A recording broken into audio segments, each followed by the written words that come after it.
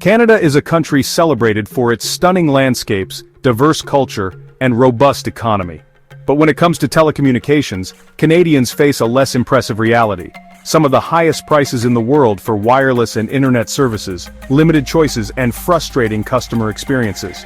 Why is this happening? The answer lies in the monopolistic tendencies of the telecom industry.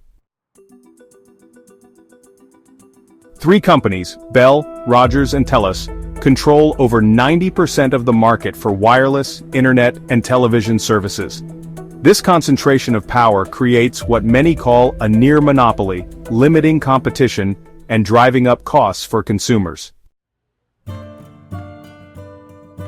The impacts of this monopoly are felt by every Canadian: sky-high prices for mobile and internet services, limited service options, leaving consumers stuck with the same few providers, and a digital divide, as rural and remote areas remain underserved.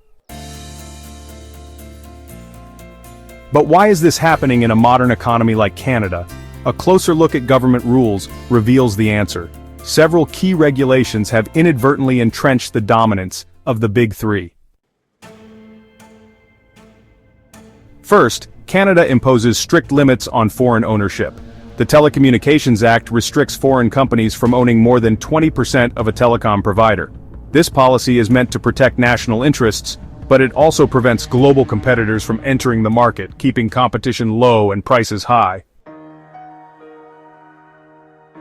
Second, wireless spectrum, the invisible airwaves that enable mobile communication, is controlled by the government and auctioned off to telecom providers.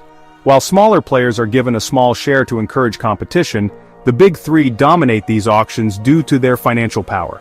This limits the ability of smaller competitors to scale their services.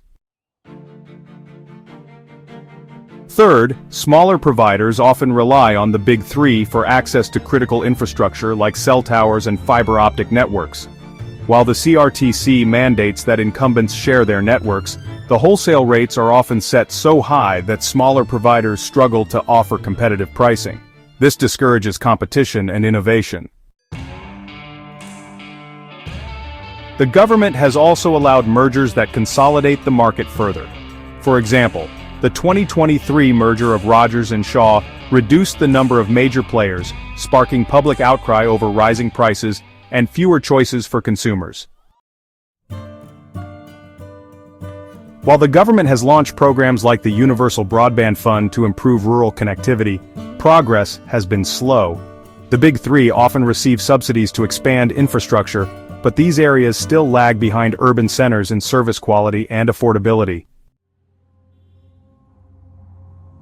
In many countries, mobile virtual network operators, or MVNOs, bring affordable options to consumers.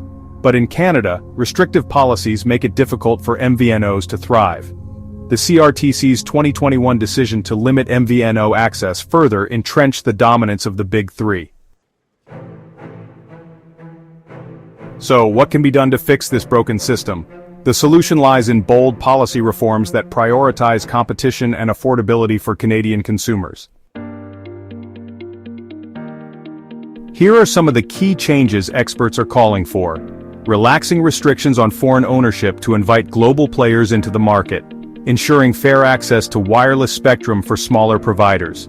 Setting reasonable wholesale rates to support competition from smaller telecom companies. Actively promoting MVNOs to provide Canadians with affordable options. Regulating prices to make essential services more accessible for all. Canada's telecommunications industry plays a critical role in the lives of millions. By implementing these reforms, we can create a fairer, more competitive system that benefits everyone, bridging the digital divide and fostering innovation.